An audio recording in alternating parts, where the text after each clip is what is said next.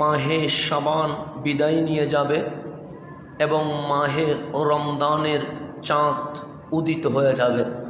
রব্বে করিম এই পবিত্র মুহূর্তে আমাদেরকে মসজিদের মুসল্লি হিসেবে কবুল করেছেন, সেই জন্য সবাই বলি আলহামদুলিল্লাহ। সাথে সাথে দরুদ ও সালাম ওই কামলিওয়ালা রসুলের পাক চরণে, যিনি দয়া করে মায়া করে আমাদেরকে উম্মত হিসেবে কবুল করেছেন। সমস্ত সাহাবায়ে کرام, আহলে বাইত রসুল, তাবিঈন, তবে তাবিঈন হয়ে আজ পর্যন্ত জিনাদের কষ্ট পরিশ্রমের বিনিময়ে শান্তির পয়গাম ইসলাম পেয়েছি, ওনাদেরকে গভীর শ্রদ্ধার সাথে স্মরণ করছি। বিশেষত এই মসজিদের মিম্বার জিনার পদচারণায় ধন্য হয়েছে উস্তাজুল উলামা আল্লামা অধ্যক্ষ এম.এ. জলিল রহমতুল্লাহি আলাই হুজুরের খেদমতকে আমরা গভীর শ্রদ্ধার সাথে স্মরণ করছি। যেহেতু আমাদের জুমার আলোচনা কন্টিনিউ চলছে, আমি মনে করি আজকের জুমার সাথে আমাদের আলোচনার একদম পারফেক্ট মিল রয়ে গেছে। কেন? এই জুমা শেষ হবে, মাহে রমদান শুরু হবে। হয়তোবা মাঝখানে একটা রাত আজকে আছে, আগামী রাত হয়তো আমরা তারাবি শুরু করতে যাচ্ছি। একদিকে মাহে রমজানের চাঁদ উদিত হবে, একটা আমরা সচরাচর নিয়ম জানি, ফরজ উপরে, নফল নিচে। 1000 নফলকে এক পাল্লায় রাখলে, জুমার 2 রাকাত ফরজ নামাজকে আরেক পাল্লায় রাখলে অবশ্যই ফরজ কোটি গুণ দামি হয়ে যাবে। কখনো নফল এর কাছেও যেতে পারবে না। কিন্তু মাহে রমদান এমন মাস পেয়ে গেছি, আমার আকা রহমতুল্লিল আলামিন বলছে, উম্মত মাহে রমদানে নফল একটা এবাদত করলে আমার মওলা 1 ফরজ এবাদতের সওয়াব দিয়ে দেয়। তাহলে আপনি 11 মাসে নফল আর ফরজ মিলাইতে পারবেন না, কিন্তু রমজান আসতে দেরি, নফলের সওয়াব ফরজ হয়ে যায়। ফরজ একটা করলে 70 গুণ সওয়াব ফরজের আরও বেশি হয়ে যায়। তো এরকম একটা নিয়ামতপূর্ণ মাস পেয়েছি, এটার প্রস্তুতির দরকার আছে না নাই? যদিও আমরা শুরু করতে পারি নাই, কিন্তু আমার কামলিওয়ালা রহমতুল্লিল আলামিন রজব থেকেই রমদানের প্রস্তুতি শুরু করে দিতেন। এখন গ্লাসের নিচে যদি ছিদ্র থাকে, পানি তো পড়ে যাবে, ওই পানি কখনো আটকাবে না। তো ওই গ্লাস ইউজ করলে আপনি জীবনে পানি পান করতে পারবেন? কখনো সম্ভব নয়। সেজন্য আগে দেখতে হবে গ্লাস ঠিক আছে কিনা। গ্লাস ঠিক, তারপর পানি রাখতে হবে। এখন আমার কলব, আমার বক্ষ, আমার হৃদয় এটা রমজানের ফজিলত নেওয়ার মতো উপযুক্ত হয়েছে কিনা এটা দেখতে হবে। যদি আমার কলবে ছিদ্র থাকে, রমজানের ইবাদত করব কিন্তু ছিদ্র দিয়ে বের হয়ে যাবে, তাহলে রমজানের রহমত, মাগফিরাত, নাজাত এগুলো আমরা কখনো খুঁজে পাবো না। সেই জন্য আল্লাহ রজব, শাবান এই জন্য দিয়েছে, আমরা গুনার কারণে, পাপের কারণে, অপরাধের কারণে যে ছিদ্রগুলো হয়ে গেছে, এই ছিদ্রগুলো ঠিক করে মাহে রমদানে যেন রহমানের সামনে আসতে পারে। সেই জন্য মেহমানকে মেহমানদারি করতে হয়। যেমন আমার কাছে মেহমান আসলে আমি ওনাকে নাস্তা করাবো, আমি কারো ঘরে গেলে উনি আমাকে মেহমানদারি করবে। তো রমজান ও বলছে, আমি মুহররম সফরের মতো মাস নয়, আমি দুয়ুফুর রহমান, আল্লাহর মেহমান তোমাদের মাঝেই উপস্থিত হয়ে আছে। তো এই মেহমান যখন চলে যাবে, ওই মেহমানকে আল্লাহ জিজ্ঞেস করবে, আমার বান্দা মেহমানদারি কেমন করেছে? তো ওই মেহমান রাজি হইলে মালিক রাজি হবে, ওই মেহমান রাজি না হইলে মালিক কখনো রাজি হবে না। তো আমরা বলতে চেয়েছিলাম, একটা বান্দা হওয়ার জন্য 10টা কাজ ডিউটি পালন করতে হয়। এই 10টা ডিউটি যদি আমার অন্তরে ধারণ করতে পারে, আমার জীবনে বাস্তবায়ন করতে পারে, তাহলে গ্লাসের আর ছিদ্র থাকবে না, গ্লাস ঠিক হয়ে যাবে, তখন রমজানের রহমত, মাগফিরাত, নাজাত, যত বারাকা আছে সবগুলো গ্লাসের ভেতরে আটকে যাবে।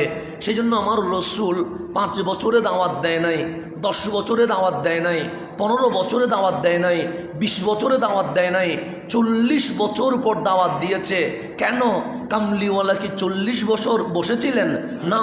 অলসতায় জীবন কাটিয়েছেন? না। উনি কি সারাদিন ঘুমিয়েছিলেন? না।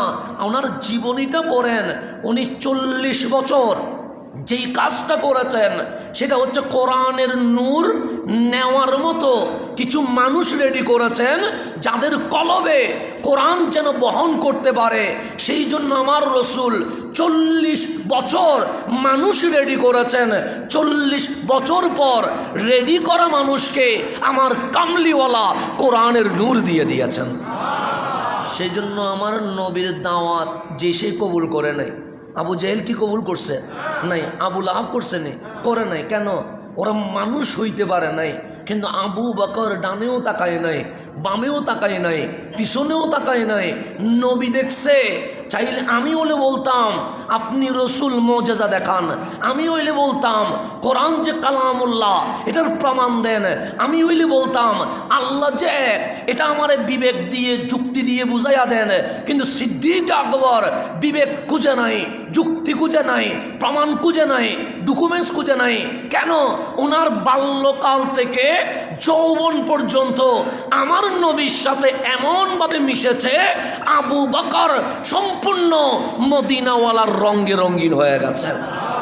তো রঙিন যখন হয়ে গেছে, নবীজি যা দেয় তা অ্যাকসেপ্ট করে, যা দেয় তা রিসিভ করে। কিন্তু যারা নবীর সঙ্গে স্পর্শে আসতে পারে নাই, তারা কখনো রিসিভ করতে পারে নাই। সেজন্য ইসলামের ইতিহাস যদি দেখেন, সর্বপ্রথম যিনি আমার নবীর দাওয়াত কবুল করেছে উনি একজন নারী, নাম তার আম্মা জান খাদিজাতুল কুবরা। কেন? আগে ঘরে আলো দিতে হবে, ঘরে যদি চারাক না দিয়া বাইরে দেয় এতে কোনো লাভ হবে না। তো আমার রসুল সর্বপ্রথম মাহফিল করেন নাই, গারে হেরা থেকে ডাইরেক্ট কামলিওয়ালা রসুল আম্মা জান খাদিজাতুল কুবরার ঘরে চলে গেছে। আমার নবীর দাওয়াত কিন্তু নিজের বিবিকে। কেন? আমার রসুল বলছে উত্তম চরিত্র বুঝবা কেমনে? যে মানুষটা তার স্ত্রীর কাছে সৎ, সে আল্লাহর কাছেও সৎ। কেন? আমার বিবি জানে আমি কীরকম। আমি এখানে 1.5 ঘন্টা অভিনয় করে ফেলতে পারবো, কিন্তু আমার বউয়ের সামনে আমি অভিনয় করতে পারবো না, কারণ যার সাথে আমার দিন রাত সংসার করতে হয়। সেই জন্য আমার রসুল বলছে উত্তম চরিত্রের মাপকাঠি চেনার জন্য তার স্ত্রী মূল জিনিস। কেন? কারণ অনেকে রিক্সাওয়ালার সাথে হয়তো বা মাথা গরম হয়, কিন্তু রিক্সাওয়ালার রাগ রিক্সাওয়ালার উপর না দিয়া বউয়ের উপর দিয়ে দেয়। কথা ঠিক না? যত গুসা রাগ আছে সবগুলো কার উপরে? বউয়ের উপরে। এরকম হয় কি হয় না? তো আমি বাইরে খুব চমৎকার মানুষ, কিন্তু আমি ভেতরে খারাপ হতে হইতে পারে। তো মানুষ সৎ এটা বুঝবেন কেমনে? যে বিবির কাছে সৎ, বউয়ের কাছে সৎ, সে আল্লাহর কাছে সৎ। সেজন্য যার স্ত্রী বলবে মালিক আমার স্বামীর ব্যাপারে আমার কোনো অভিযোগ নাই, আল্লাহ বলবে আমার বান্দার ব্যাপারে আমার কোনো অভিযোগ নাই। তাহলে স্ত্রী সাক্ষী স্বামীর জন্য অ্যাকসেপ্ট হবে কোথায়? কাল হাসরের ময়দানে। সেজন্য রসুল আরবি মানুষকে দাওয়াত না দিয়া ঘরের ভিতর ঢুকা বললেন খাদিজা জাম্মিলুনি জাম্মিলুনি জাম্মিলুনি, আমারে চাদর দাও, কম্বল দাও, শরীর আমার কাঁপছে। আম্মা জান খাদিজা দেরি করে নাই, তাড়াতাড়ি কম্বল বের করে কামলিওয়ালার শরীরের উপরে দিয়ে দিয়েছেন। কেমন সুন্দর লেগেছে। আমিও গায়ে কম্বল দিই, আপনিও গায়ে কম্বল দেন, কিন্তু এটা নিয়ে কেউ কবিতা লিখে নাই, এটা নিয়ে কেউ সাহিত্য লিখে নাই। আমার মালিক ডাক দিচ্ছেন হাবিব গায়ে কি? হাবিব বলে আমি কম্বল পরিধান করেছি। কে পরিয়ে দিয়েছে? আমার খাদিজা। আল্লাহ বলে এত সুন্দর লাগছে, ইয়া আইয়ুহাল মুজাম্মিল, দুনিয়ার কেউ লিখতে হবে না, আমি আল্লাহ লিখছি। হাবিব কম্বল যে পরেছেন এত সুন্দর লাগছে, আমি আপনারে আজ ডাকবো মুজাম্মিল। কম্বল পরে আছে, এতেও আমার হাবিবকে সবচেয়ে সুন্দর লাগা শুরু হয়ে গেছে। তাহলে কম্বল বললো এটা আল্লাহর কাছে ভালো লাগে। হাবিব ঘুমাইলেও আল্লাহর কাছে ভালো লাগে, হাবিব বসলেও আল্লাহর কাছে ভালো লাগে, হাবিব চেহারা তুললে এটাও আল্লাহর কাছে ভালো লাগে, হাবিব কাঁদলে এটাও আল্লাহর কাছে ভালো লাগে, হাবিব হাসলে এটাও আল্লাহর কাছে ভালো লাগে, হাবিব চাইলে এটাও আল্লাহর কাছে ভালো লাগে, হাবিব অধিকার দাবি করলে এটাও আল্লাহর কাছে ভালো লাগে। কেমন জাত, কিভাবে বানিয়েছে আমি নিজেও বুঝতে পারি না। হাবিব আসমানে থাকায় এটাও আল্লাহ কোরআনে বলে, হাবিব বসে এটাও আল্লাহ কোরআনে বলে, হাবিব কাঁদে এটাও আল্লাহ কোরআনে বলে, হাবিব ঘুমায় এটাও আল্লাহ কোরআনে বলে, হাবিব ফজরে উঠে এটাও আল্লাহ কোরআনে বলে, হাবিব কি করছে না করছে মালিক এটা কোরআনে বলছে। সেই জন্য আম্মা জান আয়েশা সিদ্দিকা তাহেরা বলছে হুলুকুহুল কোরআন, 30 পারা কোরআনের জিন্দা কোরআন আমি আয়েশা দেখেছি। ওই জিন্দা কোরআনের নাম রহমতুল্লিল আলামিন, এটার নাম রহমতুল্লিল আলামিন। হাবিবের সব কিছু আল্লাহর কাছে কি লাগে? ভালো লাগে। এটা হচ্ছে বন্ধুত্বের বহিঃপ্রকাশ। সেটা আপনি আমিও দুনিয়ার যখন বন্ধুত্ব করি, আমার বন্ধুর নামে কেউ কিছু বললে আমার খারাপ লাগে, তো মাঝে মাঝে আমি ভাবি আর যিনি মওলার বন্ধু ওনার বিপক্ষে যখন আমি বলি তখন আমার মওলার কেমন লাগে। এটা আমার কাছে মাঝে মাঝে ভাবি আর কি, যে আমার মওলা হয়তো বা দুনিয়ার জমিনে শাস্তি দিচ্ছে না, তা আল্লাহরে জিজ্ঞেস করেন মালিক তোমার কি খারাপ লাগে নাই? আমরা নবীর শানে বেয়াদবি করি, আল্লাহ বলে অবশ্যই খারাপ লাগবে, কারণ ওয়ারাফা'না লাকা যিকরাক, আমার গড় কাবার ভেতরে 360 মূর্তি ঢুকিয়েছে, আমি প্রতিবাদ করি নাই। কেন? আমি হাসরের ময়দানে ধরবো, কিন্তু আমার হাবিব রে আবু লাহাব শুধু আঙ্গুল তুলেছে, আমি তাব্বাত ইয়াদা বলে প্রতিবাদ করতে দেরি করি নাই। আমার হাবিবের প্রতি আঙ্গুল উঠলে আমি আল্লাহ সহ্য করতে পারি না। হাবিবরে পাগল বললে আমি আল্লাহ উত্তর দিই। হাবিবের বিবিকে কেউ সমালোচনা করলে আমি আল্লাহ কোরআনের ওহী নাজিল করি। তো মাওলা আমরা যে বেয়াদবি করছি আল্লাহ বলে বড় গুসা হয়, বড় রাগ হয়, আযাব দিতে বড় মন চায়। তো মালিক দাও নাই কেন?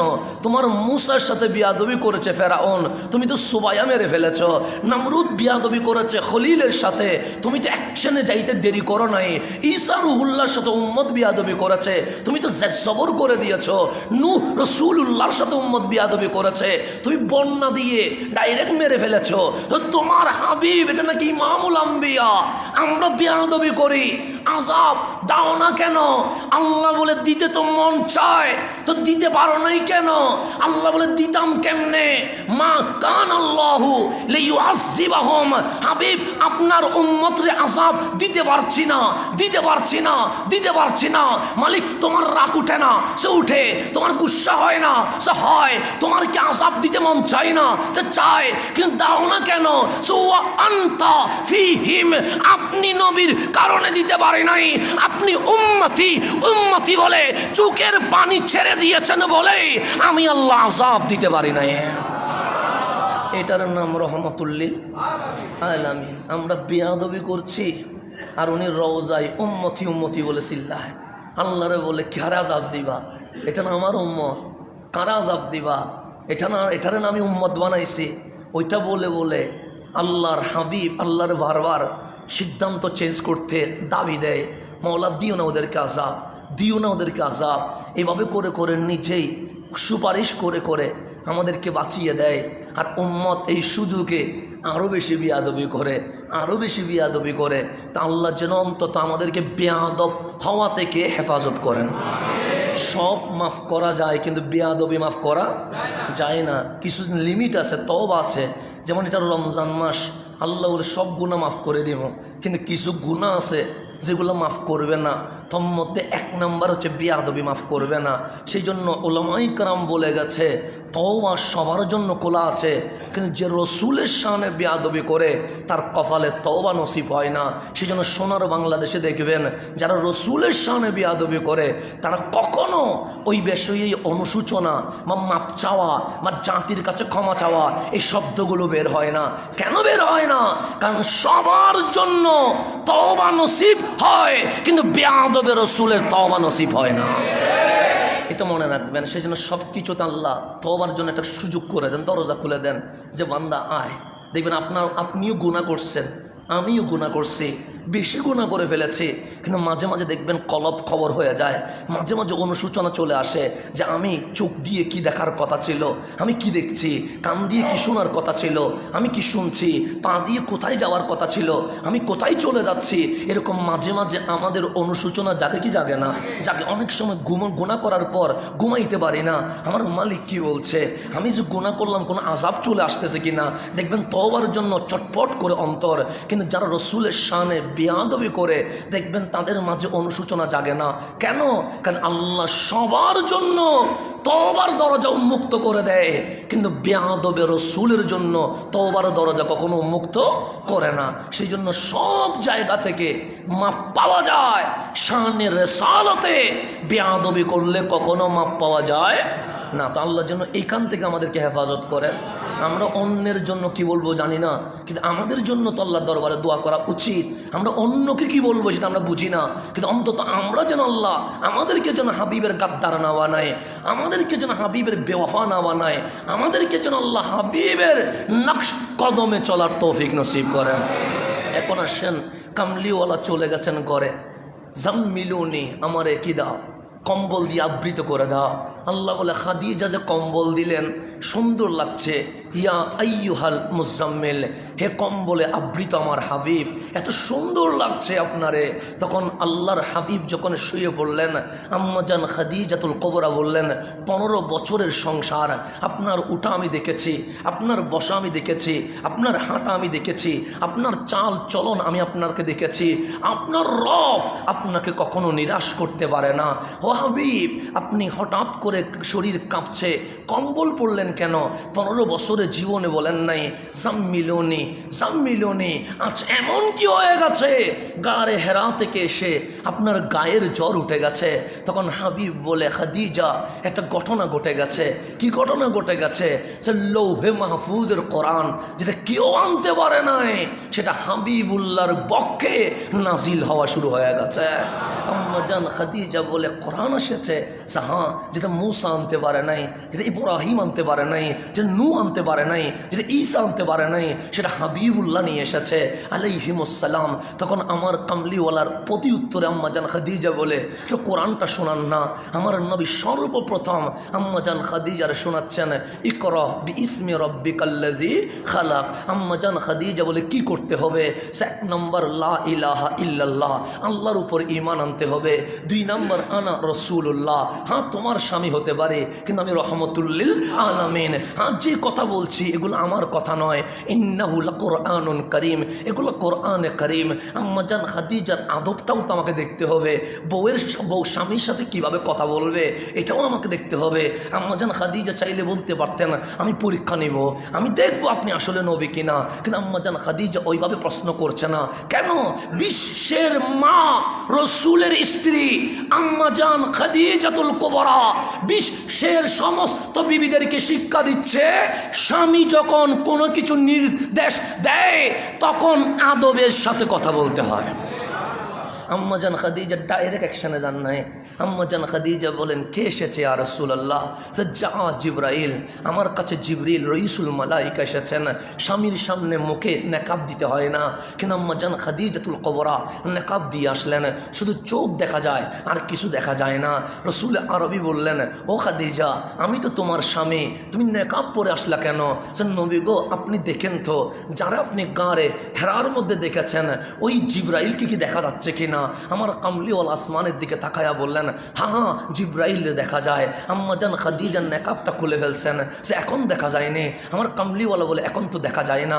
আবার নেকাব পড়লেন, আম্মাজান খাদিজা বলে, দেখা যায়নি, সে এখন দেখা যায়। আবার নেকাব খুললেন, এখন দেখা যায়নি, সে এখন দেখা যায় না। আবার নেকাব পড়লেন, এখন দেখা যায়নি, সে দেখা যায়। নেকাব করলেন, দেখা যায়, সে দেখা যায় না। আম্মাজান খাদিজা বলে, লা শাক্কা ওয়ালা রাইবা আনতা রাসূলুল্লাহ, সন্দেহ নাই, সন্দেহ নাই, আপনি রহমতুল্লিল আলামিন।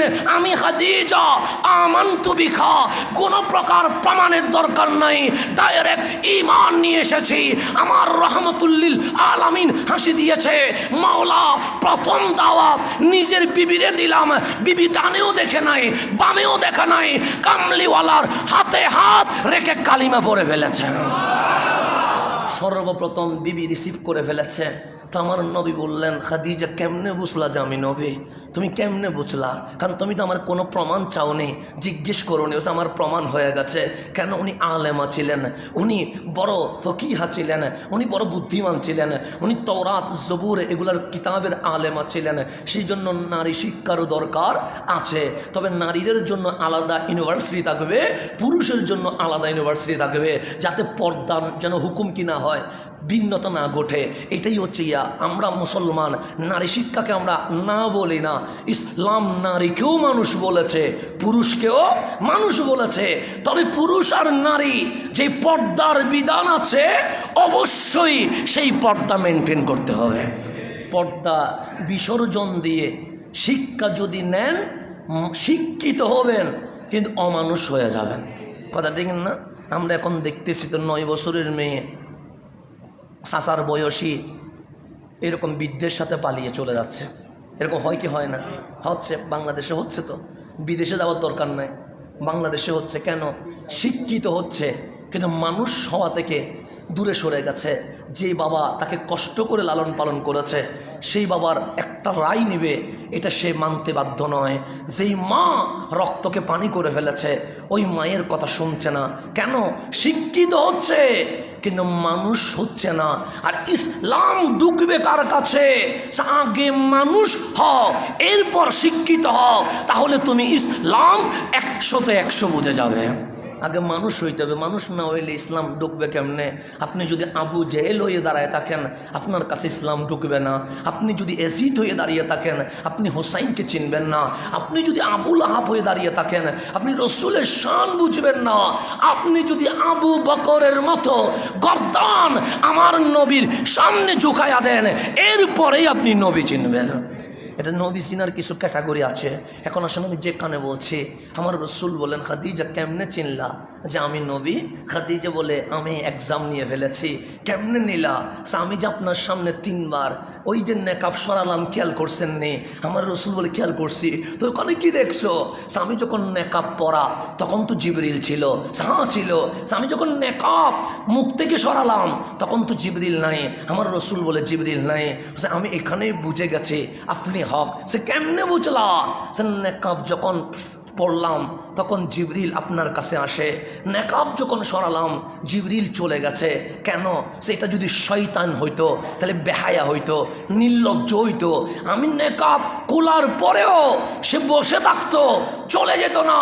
আর জিবরাইল যেহেতু ফেরেশতা, তার কাছে হায়া আছে, লজ্জা আছে, সেই জন্য আমি নেকাব খুলতে দেরি, উনি চলে গেছে। নেকাব পড়তে দেরি, উনি রয়ে গেছে। সুতরাং এটা ইবলিস নয়, এটা জিবরাইল। আম্মা জান খাদিজা এই একটা পরীক্ষার মধ্য দিয়ে বিশ্বের মুসলিম নারীকে জানিয়ে দিয়েছে, নেকাব পড়লে ফেরেশতা থাকে, নেকাব খুললে ফেরেশতা চলে যায়, শয়তান ঢুকে।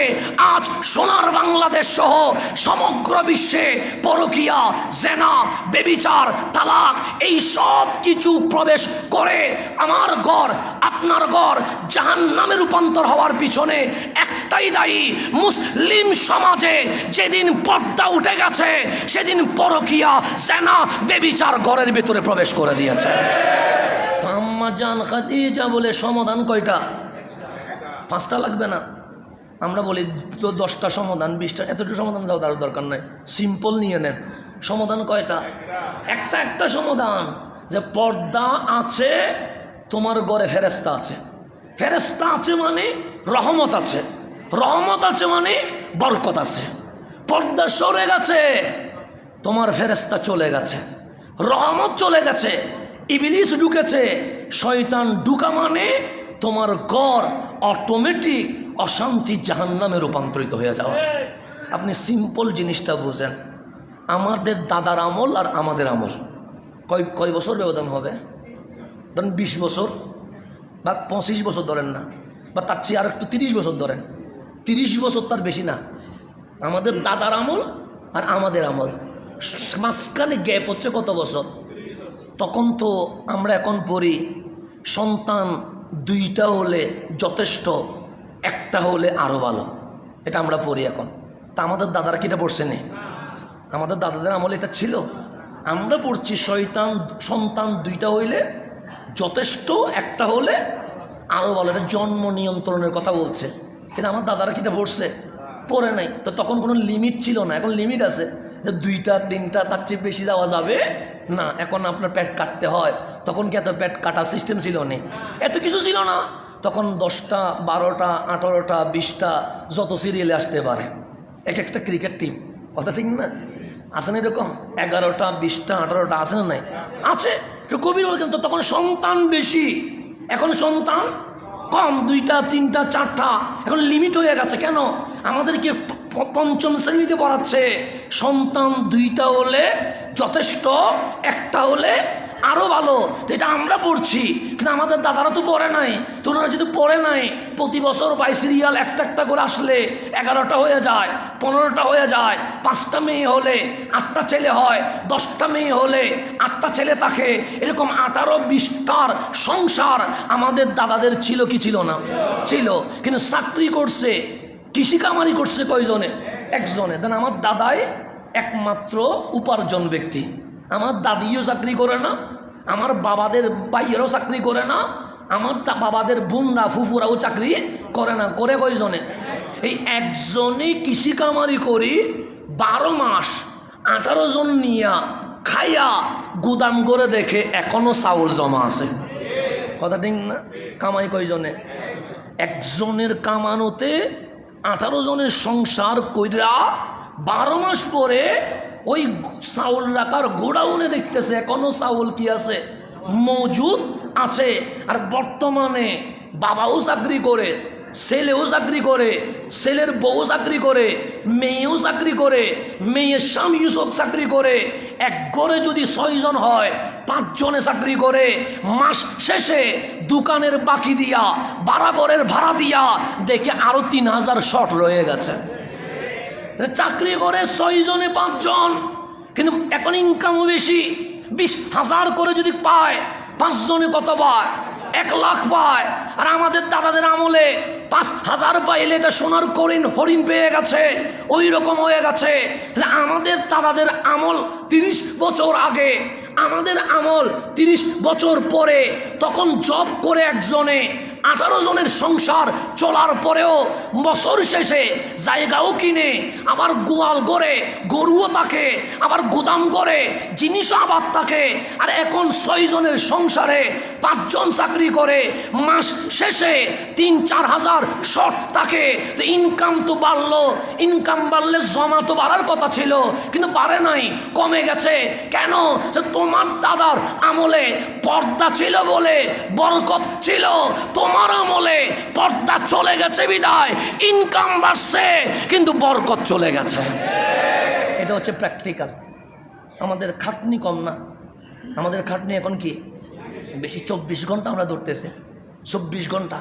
এরপরে মাস শেষে এসে কি করতেছি না, মানে কোলাইতে পারতেছি না, কোথায় কোথায় চলে গেছে। এখানে ইনকাম কম না, কিন্তু বরকত কি হয়ে গেছে, চলে গেছে। তাহলে আম্মা জান খাদিজাতুল কুবরা আমাদেরকে মেসেজ দিচ্ছে, নারী জাতি যতদিন পর্দা মেনটেন করবে সেদিন তদিন ঘরে রহমত থাকবে। পর্দা যেদিন সরে যাবে সেদিন অটোমেটিক রহমত চলে যাবে, আল্লাহর গজব ওই ঘরে নাজিল হবে। তো গজবের ধারাগুলো বুঝতে কঠিন হয়ে যায়। কখনো স্বামী স্ত্রীর মধ্যে মন মালিন্য ঠিক থাকবে না, কখনো বাবা মায়ের সাথে সন্তানের সম্পর্ক ঠিক থাকবে না, কখনো এমন এমন বিপদ আসবে যেটা আমি আপনি বুঝতে পারবো না। তা আল্লাহ যেন আমাদেরকে বোঝার তৌফিক নসিব করে। তা আম্মা জান খাদিজা প্রথম বাক্যে কালিমা পড়েছে। কেন? কারণ আমার রসুল 15 বছরে আম্মা জান খাদিজাকে এমনভাবে রেডি করেছে, আম্মা জান খাদিজার কলব নফস বক্ষ এত বেশি প্রস্তুত হয়ে গেছে, 30 পারা কোরআনের প্রত্যেকটা আয়াত আম্মা জান খাদিজার কলব ধারণ করতে শুরু করে দিয়েছে। তাহলে আগে আমাকে প্রস্তুত হইতে হবে। সেই জন্য আমাদের জানাজা লাগে। আমাদের জানাজা হয় না? হয়তো আম্মা জান খাদিজার জানাজা হয় নাই। আম্মা জান খাদিজার কি হয় নাই?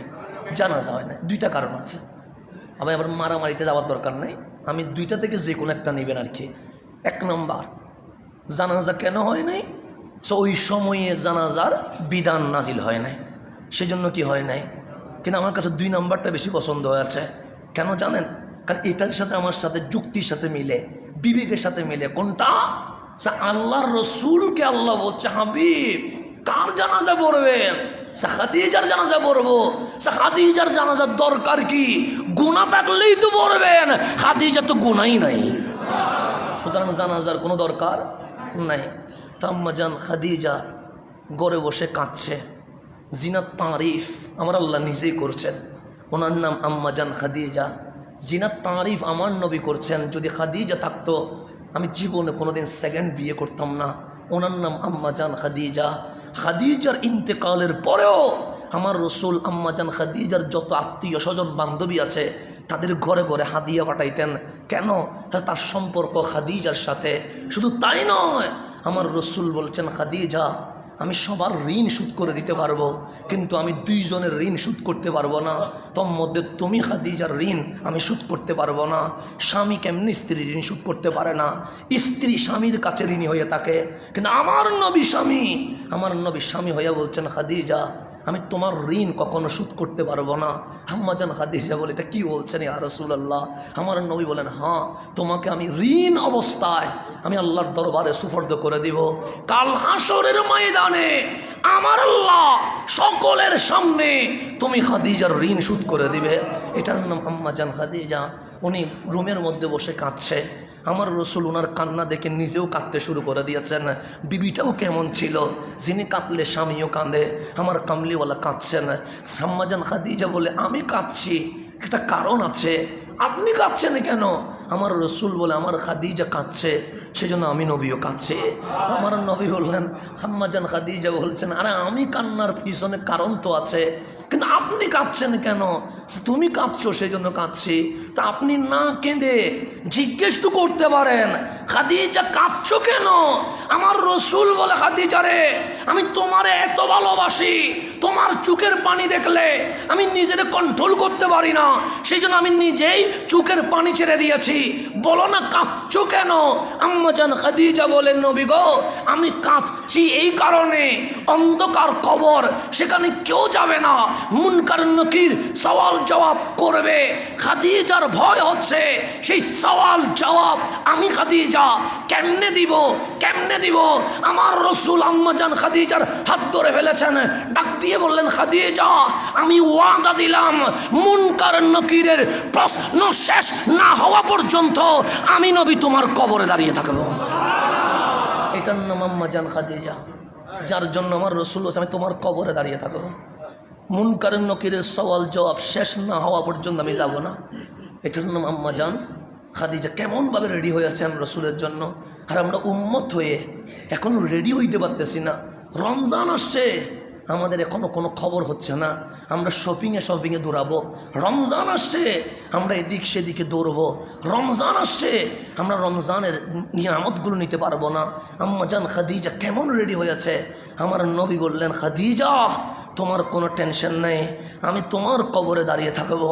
মুনকার নকিরের সওয়াল জবাব শেষ হবে, এরপর আমি ঘরে ফিরবো। আম্মাজান খাদিজা চলে গেছেন। কামলিওয়ালা রাতভর ঘুমায় নাই। আম্মাজান খাদিজার লাশকে সামনে নিয়ে বসে আছে।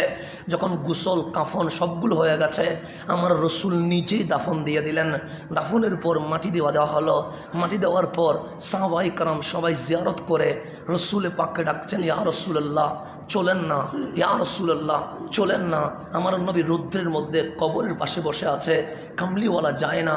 আল্লাহ ডাক দিলেন, ও জিবরাইল রাতভর ঘুমাই নাই খাদিজারে হারায়া। আমার নবী আজ বারাক্রান্ত হৃদয় নিয়ে আছে।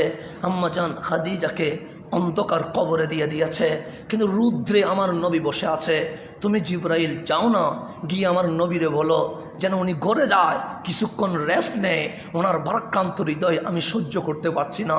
জিবরিল আমিন চলে এসেছে, ডাক দিয়ে বললেন, নবী গো আপনি রাতভর ঘুমান নাই, খাদিজার লাশকে সামনে দিয়ে বসেছিলেন, এখন তো খাদিজা মাওলার দরবারে হাওলা হয়ে গেছে। কবরস্থ যখন হয়ে গেছে, আপনি ঘরে ফিরে যান। আমার নবী বললেন, জিবরাইল আমি কেমনে যাই? আমি তো খাদিজার সাথে ওয়াদা করেছি মুনকার নকিরের সওয়াল জবাব শেষ না হওয়া পর্যন্ত আমি ঘরে যাব না। কিন্তু আমি কবরে বসে আছি, মুনকার নকির তো এখনো আসে নাই, সেই জন্য বসে আছি। জিবরিল চলে গেছে সিদরাতুল মুনতাহায়, ডাক দিলেন, মাওলা তোমার হাবিব আম্মা জান খাদিজাতুল কুবরার কবরে দাঁড়িয়ে আছে, এই কারণে মুনকার নকির সওয়াল করবে, সওয়াল শেষ হলে এরপর ঘরে ফিরবে। কারণ তোমার নবী খাদিজার সাথে ওয়াদা করেছে মুনকার নকিরের সওয়াল জবাব শেষ না হওয়া পর্যন্ত ঘরে যাবে না। আল্লাহ চিৎকার দিয়ে বললেন, হাবিব ঘরে চলে যান, ঘরে চলে যান। এটা তো খাদিজা, মুনকার নকির আসবে না, সওয়াল জবাব হবে না, খাদিজা ডাইরেক্ট জান্নাতে চলে যাবে। এটার নাম খাদিজা, যিনি নবীর জন্য রেডি হয়েছেন, যার মুনকার নকিরের সওয়াল জবাব পর্যন্ত আল্লাহ বন্ধ করে দিয়েছেন। এটার নাম খাদিজা, যিনি রসুলের জন্য রেডি হয়েছেন। কিন্তু আমি কতটুকু রেডি হতে পেরেছি, আপনি কতটুকু রেডি হতে পেরেছেন? সিদ্দিক আকবর যিনি রসুলের জন্য রেডি হয়েছেন, আমার নবী সফর করবে, ডাক দিয়ে বললেন, আবু বকর রেডি আসনি? আপনি হলে বলতেন আমি কাপড়টা নিয়ে আসি, কারণ আপনি তো আগে বলেন নাই আমারে 27-এ সফর। আমার নবী বললেন, আবু বকর রেডি আসনি? সিদ্দিকের শুধু একটা কথা, যেদিন আপনার কদমে এসেছি সেদিন থেকে আমি রেডি আছি, আমার নতুন করে রেডি হওয়ার কোনো দরকার নাই। এটা ছিল সাহাবায়ে কেরামের রেডি হওয়া। কিন্তু আমি রেডি কখন হইতে পারলাম? আমার হুসাইন কারবালায় চলে গেছে, বিবি জৈনব বলছে, ভাই আমার আপনি কি রেডি আছেন? হজরত ইমাম আলী মাকাম বলছে, কামলিওয়ালা নবী যখন আমাকে হাত বাড়িয়ে দিয়েছেন তখন বলেছিলেন ওয়ান হার, মালিক কোরবানি করতে বলেছে। সে কোরবানির ব্যাখ্যা করতে হয় নাই, আমি বুঝে গেছি কোরবানি কোনটা হবে। কারণ ইব্রাহিমের কোরবানি ছিল ইসমাইলকে কোরবান করে দেওয়া, আল্লাহ সেদিন ইসমাইলকে সরিয়ে দিয়েছে, কিন্তু কোরবানির হুকুম তো বাদ হয় নাই, সেদিন ইসমাইল সরে গেছে। কিন্তু আল্লাহ বলছে জবহে আজিম অপেক্ষা করছে। তা আমার রসুল যখন বলছে ওয়ান হার হুসাইন, আল্লাহ আমারে বলছে কোরবানি করতে, কোরবানি করতে হাতটা দাও না। হুসাইন কামলিওয়ালার হাতের উপর হাত রাখলেন, কামলিওয়ালা বললেন ওয়ান হার, কোরবানি করতে হবে। হুসাইন বলে কোরবানি কি জিনিস নবীজি আমারে বলে নাই, কি কোরবানি করতে হবে নবীজি আমারে বলে নাই। কিন্তু একটা শব্দ আমার তখন মনে পড়েছে, রসুল আরবি বলেছে হুসাইন মিন্নি ও আনা মিন হুসাইন, আমি হুসাইন, হুসাইন আমি, আমার থেকে হুসাইন, হুসাইন থেকে আমি নবী। সেদিন বুঝে গেছি নবীর ইসমাইল যদি এই দুনিয়ায় কেউ থাকে তারই নাম হুসাইন, সেটা আমি বুঝে গেছি। ইব্রাহিমের ইসমাইল ছিল আর কামলিওয়ালার ইসমাইল হচ্ছে হুসাইন, সেটা আমি বুঝে গেছি। কিন্তু ওয়ান হার যখন বলছে তখন আমার হাত যখন কুদেছে তখন আমি বুঝে গেছি মিনার কোরবানি ইসমাইল সরে গেছিল, হুসাইনের কোরবানি হুসাইন কখনো সরতে পারবে না।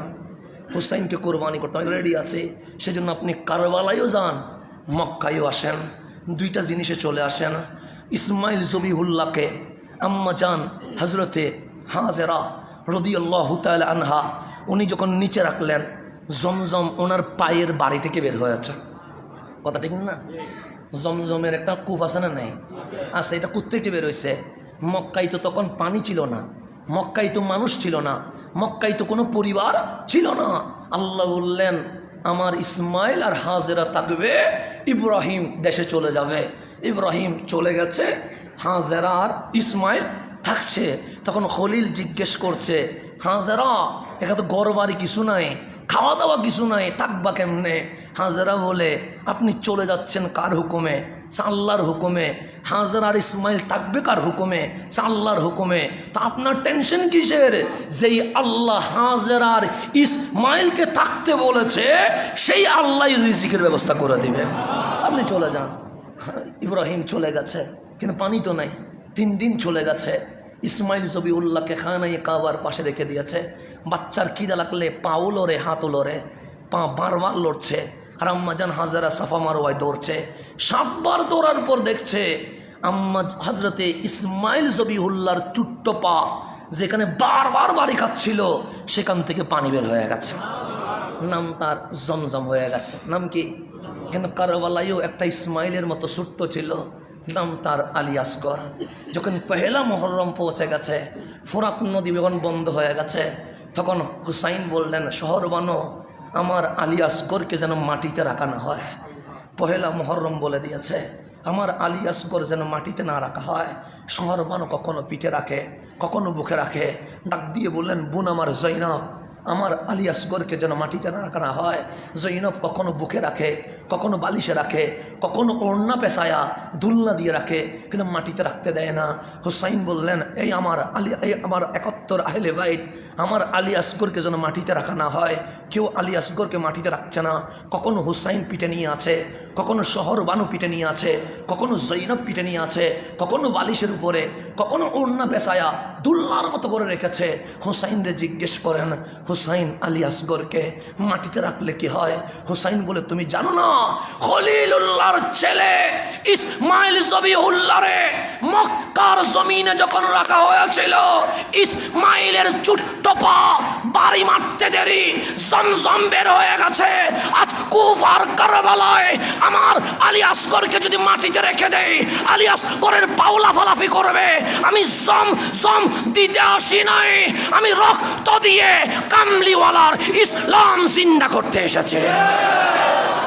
আরেকটা জমজম বের করে দিব নাকি? হুসাইন বলে, আরেকটা জমজম দিতে তো আসি নাই, নিজের খুন দিতে এসেছে। সেজন্য আলী আসগরকে 7ই মুহররম পর্যন্ত মাটিতে রাখতে দেয় না আমার হুসাইন। হুসাইন বলে, কুলে রাখো আলী আসগরকে, বালিশে রাখো আলী আসগরকে, বিছানায় রাখো আলী আসগরকে, কিন্তু মাটিতে রাখতে পারবা না। কেন? সে মক্কার ইসমাইলের পায়ের বাড়িতে যদি জমজম বের হয়ে যায়, ইমামুল আম্বিয়ার আলী আসগরের পায়ের চুটে আরেকটা জমজম বের হওয়ার সম্ভাবনা আছে। সেজন্য আমি জমজম বের করতে দিব না। ছোট্ট আলী আসগর নবীর জন্য প্রস্তুত হয়ে গেছে, আমি প্রস্তুত হতে পারি নাই। ছোট্ট আলী আসগর রসুলের জন্য প্রস্তুত হয়ে গেছে, আমি প্রস্তুত হতে পারি নাই। ছোট্ট আলী আসগর 6 মাসের বাচ্চা আমার নবীর জন্য রেডি হয়েছে, আমি রেডি হতে পারি নাই। ইমাম হুসাইন রেডি হয়েছে, আমি রেডি হতে পারি নাই। ইমাম হাসান রেডি হয়েছে, আমি রেডি হতে পারি নাই। সৈয়দুনা আনাস 10 বছরের বাচ্চা রেডি হয়েছে, আমি রেডি হতে পারি নাই। আপনার নবীর জন্য আমি রেডি হতে পারি নাই। হ্যাঁ, বলতেছি যে তো রেডি হতে পারে নাই। তো এখন আপনাকে আমি যে কথাটা বলতে চাচ্ছিলাম, আজকে মাহে রমজান এসেছে, আমাদের প্রস্তুত হওয়ার দরকার আছে না নেই? আছে। এখন রেডি হতে হবে। রেডি হওয়ার জন্য এই কলবটাকে পরিষ্কার করতে হবে। কারণ এখানের মধ্যে জেনা, এখানে সিনেমা, এখানে নাটক, এখানে হিংসা, এখানে বিদ্বেষ, এখানে মানুষের প্রতি জুলুম করার যে মনোরঞ্জনা, সেগুলো আমাকে চেপে বসেছে। সেজন্য কোরআন ঢুকতে চায়, কিন্তু কোরআন ঢুকতে পারে না। আল্লাহু আকবার বলতে চায়, আল্লাহু আকবার কলব পর্যন্ত খবর করে না। নামাজে দাঁড়ায়, আমি দাঁড়িয়ে আছি কাবার দিকে, আমার মন চলে যাচ্ছে কখনো সিনেমা হলে, আমার মন কখনো চলে যাচ্ছে বাজারে, আমার মন কখনো চলে যাচ্ছে এইদিকে। কিন্তু আমার মন, তুমি ডানে বামে যাও কেন? তোমার বডি তো কাবার দিকে, তোমার মন তো রব্বে কাবার দিকে থাকার দরকার কথা ছিল। কিন্তু মন বলছে তুই এমনভাবে রেডি করছস, এখানে আল্লাহর নূর ঢুকছে না, এখানে হাবিবুল্লাহর প্রেম ঢুকছে না, যার কারণে তোর মন এদিক সেদিক ঘুরছে। 5 বছর আগে সিনেমার কথা তোর মনে পড়ছে। কেন? তোর মন রেডি হয় নাই। তো আজকে আলী আসগর যদি রেডি হতে পারে, আলী আসগরের উত্তরসূরিরা কি রেডি হইতে পারে না? শাহ জালাল যদি রেডি হতে পারে, শাহ জালালের সন্তানরা কি রেডি হতে পারে না? 360 আউলিয়া যদি রেডি হতে পারে, 12 আউলিয়া যদি রেডি হতে পারে, আমরা কি রেডি হতে পারি না? আরে বাংলার মুসলমানদের তকদির ভালো, আমরাই হামাগুড়ি দিয়ে আওলাদ রাসূলের কদমে যাওয়ার কথা ছিল, কিন্তু শাইন শাহে সিরকট আমাদেরকে দেখার জন্য বাংলার জমিনে চলে এসেছে। আমাদের তো নসিব ভালো, আমাদের তো নসিব ভালো, নসিব বলে আমাদের যাওয়ার কথা ছিল, আমাদের যাওয়ার কথা ছিল, কিন্তু আমাদেরকে রেডি করার জন্য নিজের ঘর বাড়ি ছেড়ে দিয়ে এখানে চলে এসেছে। আমাদের তকদির ভালো, এরপরও আমরা রেডি হইতে পারতেছি না। আমাদেরকে নিয়ে যাবে কোন জায়গায়? কে এসে আমাদেরকে দিশারে দিব? কখনো নাসিরুদ্দিন সিপা সালা চলে এসেছে, কখনো শাহ জালাল ইয়ামানি চলে এসেছে। আপনি জানেন আপনার বাংলাদেশের মানচিত্রে অসংখ্য রাষ্ট্রপতি ক্ষমতাধর মানুষ এসেছিল, কিন্তু বাংলাদেশের ম্যাপ দেখে চলে গেছে। আপনি কি জানেন আলেকজান্ডার এখানে এসেছিল, কিন্তু বাংলাদেশের ম্যাপ দেখে চলে গেছে। বাদশাহ জাহাঙ্গীর এখানে এসেছিল, নদীর স্রোত দিকে চলে গেছে। অসংখ্য বাদশাহ এখানে নেতৃত্ব দেওয়ার জন্য এসেছিল, কিন্তু বাংলাদেশের আবহাওয়া দেখে চলে গেছে। কিন্তু আমার শাহজালাল ম্যাপ দেখে চলে যায় নাই, আমার নাসিরুদ্দিন সিপাশালা পানির তলমতাল অবস্থা দেখে চলে যায় নাই, 360 বার আউলিয়া আমাদের এই দৃশ্য দেখে চলে যায় নাই। কেন? আলেকজান্ডার দেখছে যেখানে ম্যাপ এত প্যাস থাকে সেখানে মানুষগুলো প্যাস হতে পারে। বাদশাহ জাহাঙ্গীর দেখছে সকালবেলা পানি যায় উত্তর দিকে, বিকেলবেলা পানি যায় দক্ষিণ দিকে। জাহাঙ্গীর বলে এরকম পানি যদি ডানে বামে যায় মানুষগুলো কোন দিকে যাবে? ফুলের মালা দিতে দেরি করবে না, জুতার মালা দিতে দেরি করবে না, গেছে চলে গেছে। আপনি চোখের সামনে দেখেন এখন ফুলের মালা দেয়, এখন আবার জুতার মালাও দেয়। তা আমাদের পরিবর্তন হইতে দেরি লাগে না, কাউরে মাথা তুলতে দেরি হয় না, কাউকে আবার পায়ের নিচে দিতে দেরি হয় না। সেটা আমাদের সিস্টেম। কিন্তু এত কিছু জানার পরেও আমার নবীর বংশের ফুল নাসিরুদ্দিন সিপাশালা চলে এসেছে। এত কিছু জানার পরেও শাহ আলী বাগদাদি চলে এসেছে। এত কিছু জানার পরেও গাউসে জামান আল্লামা তাইয়্যিব চলে এসেছে। এত কিছু জানার পরেও গাউসে মাইজভান্ডারি সৈয়দ আহমদ শহীদুল্লাহ মাইজভান্ডারি চলে এসেছে। এত কিছু জানার পরেও আল্লাহর ওলিগণ চলে এসেছে। তো যারা আমাদেরকে রেডি করতে এসেছে তাদের খ্যাতমত কোনো দিকে কি কম করেছে? না, কোনো দিকে কম করে নাই। তাহলে আমরা রেডি হইতে পারছি না কেন? দোষ ওনাদের নয়, দোষ আমার, দোষ আমার, আমার দোষে আমি রেডি হইতে পারি নাই। আজকে মাহে রমজান আমার চোখের সামনে চাঁদ উকি দিতে শুরু করেছে, আমার রেডি হওয়া দরকার। এমন একটা সময়ে চলে এসেছে যখন বলছে মানুষ মরার পর কবরে আযাব হয় না, মানুষ মরার পর কবরে কোনো কিছু হয় না। অথচ হাদিস খুলেন আমার রসুল বলছে কেউ মরে যায় তখন কারু কবর রওদাতুম মিন রিয়াদিল জান্নাহ, জান্নাতুল ফেরদৌসের বাগান হয়ে যায়। আর কারু কবর জাহান্নামের আগুনের কূপ হয়ে যায়, কারু কবর জান্নাত হয়ে যায়, কারু কবর জাহান্নাম হয়ে যায়। ওই কবর আপনাকে ডাকছে। আর আপনার মালিক কোরআনে বলছে ওয়াল আখিরাতু খায়রু ওয়া আবকা, তোমার কবরের জীবনটাই বেস্ট, তোমার কবরের জীবনটাই ভালো। সেজন্য আল্লাহ বলছে তুমি কাইফা তাত্তাকুন ইন কাফারতুম, যদি কুফরি করো তুমি নিজের আত্মরক্ষা করবে কেমনে? আল্লাহ বলছে ইয়াউমা ইয়াজআলুল বিলদানা শিবা, যখন যুবক বৃদ্ধতে রূপান্তরিত হয়ে যাবে সেই সময় তুমি নিজেকে বাঁচাবে কেমনে? তাই মাহে রমজান আমার হাবিবের দেওয়া গিফট, আল্লাহর দেওয়া গিফট। এই গিফটকে কখনো অবমূল্যায়ন করা যাবে না। আল্লাহ যেন আমাদেরকে অবমূল্যায়ন হওয়া থেকে তৌফিক বেঁচে থাকার তৌফিক নসিব করো। এখন আসেন গভীর মনোযোগ, আমি যে কথাটা বলবো, আমাদের মাহে রমজানের প্রস্তুতি শুরু হচ্ছে। আমাদের এই মসজিদে দৈনিক ইফতারি, দৈনিক কি ইফতারি আমরা 2500 টাকা করে বাজেট করছি। কয় হাজার?